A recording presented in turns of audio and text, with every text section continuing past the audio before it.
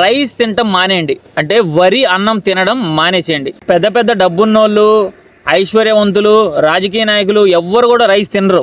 మనం 3 పూట్ల రైస్ తింటాం. మెయిన్గా రైస్ తినటం వల్ల షుగర్ వస్తుంది, మనిషి లావ్ అయిపోతాడు, మధుమేహం వచ్చేస్తుంది, బాడీలో చక్కెర లెవెల్స్ ఎక్కువైపోతాయి.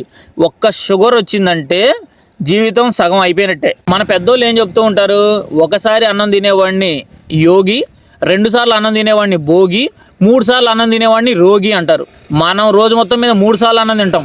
ఉదయం పూట టిఫిన్ చేయండి, రాత్రి పూట చపాతీయో జొన్న రొట్టె లాంటివి తినండి, మధ్యాహ్నం పూట మాత్రమే రైస్ తీసుకోండి. ఒకవేళ మీరు బేదోళ్ళు అయ్యి టిఫిన్ చేయడానికి రాత్రిపూట జొన్న రొట్టెలు చపాతీలు తినడానికి డబ్బులు లేవు అంటే నేను ఇంకొక మార్గం చెప్తా.